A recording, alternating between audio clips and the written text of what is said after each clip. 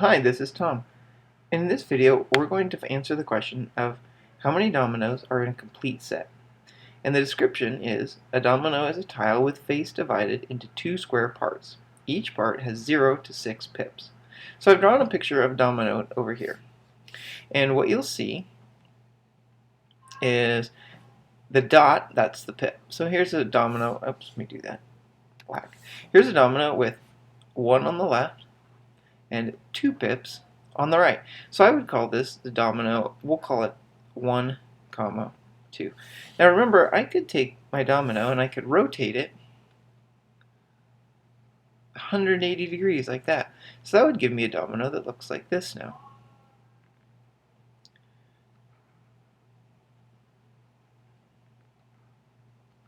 I would have the 1 on the right side, but now the 2 pips would be on the left. And I would code this as the domino 2, comma 1. Well, here's the thing. These dominoes, these are equal to each other. It's the same domino, just rotated.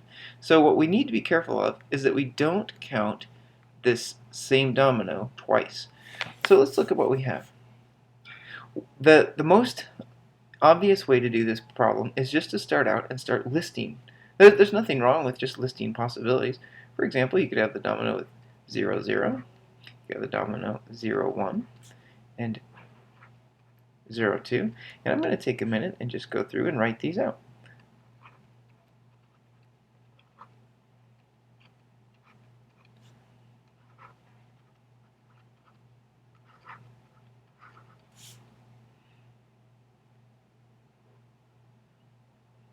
Now, when I get to the next line, what I don't want to do is I'm not going to start with zeros anymore. So, because I've covered all of these. So now I'm going to start with 1. So let's go 1, comma, but I don't want to put a 0 here because that would be, if I put a 0 here, then that's just that domino. So I don't want to count that one. So when I start with my 1s, I'm going to start with 1, comma 1. My next one will be 1, comma 2, and so on.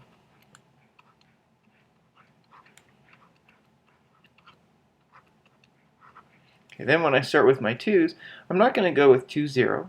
I'm not going to use 2, 1 because those I already have up here. Here's 2, 0 is already been taken, and 2, 1 has already been taken here. So when I start with my 2s, I'm going to start with 2, 2, 2, 3, and so on.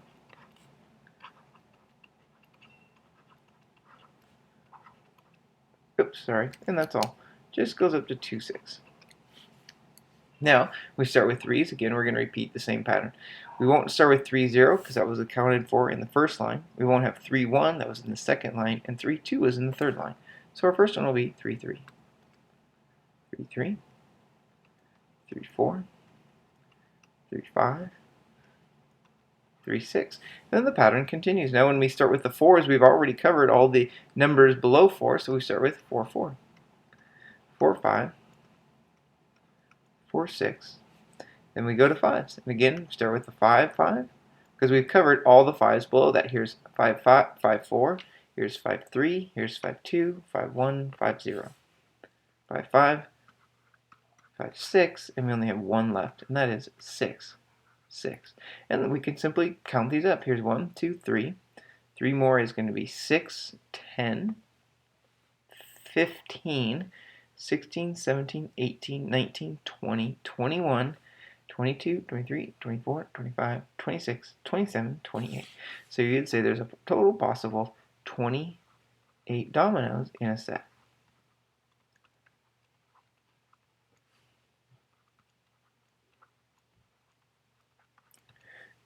The method of simply writing out the sample space, it works for smaller problems like this. However, what if you had a larger problem and you wanted to have a more powerful mathematical way to do this?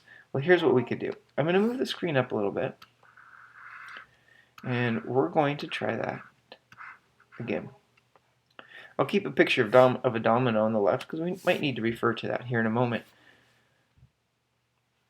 Well, remember that on each domino, there's going to be only 2 things. And remember we have the pips 0, 1, 2, 3, 4, 5, and 6 to choose from. And what we want to do is we want to just look at all the possible groups of 2 that we could do. So what we could very simply do is we can say, well, of the 7 possible pips that could be, we want to choose all the groups of 2. And so if we do that, that's going to take us down to 7 factorial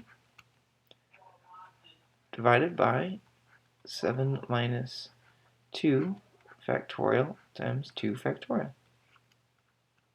This is 7 factorial over 5 factorial times 2 factorial. Notice that 7 factorial is 7 times 6 times 5 factorial. So we can just simplify this into 7 times 6. I'll write this out so you can see, times 5 factorial. Then I have a 5 factorial in the denominator and a 2 factorial. Well, 5 factorial, those will cancel. 2 factorial, that's 2, so I can reduce the 6 to a 3, and I'm left with 21. But you might say that 21 is not the answer, and you're right. Because if you remember what this does, look at this pattern, how it goes 7, then it drops straight down to 6, and then to 5. And so when you're using the choose function, what you're not accounting for is repeats. Like it won't count a domino of being 1, 1, or 0, 0, or any of the repeats in between. So what you need to do is to find your final answer, we need to add the doubles. Add the doubles. And so if we do that, we have plus, let's see how many doubles. Well, we could have a double 0, 0, so that's 1. Another 1, 1, so that'd be 2, and so on. 3, 4, 5, 6, 7. So there's 7 more doubles that we could create. Add those up. Again, there's your 28. So I think the difficulty in this problem is recognizing that when you use the choose function, it won't pick up the doubles. And that's right here because when it says 7 and then goes down to 6, it assumes that if the first set of pips were 6, or I'm sorry, let's say it made a domino with 2 over here. Well, then it eliminates the 2 from the possible pips that could follow. So it only counts in the possibility of a 0, a 1, a 3, 4, 5, or 6 pip count on the other side of the domino. So because of that, we have to go back and add in the 7. This was Tom, and I hope this helps. Thank you for watching.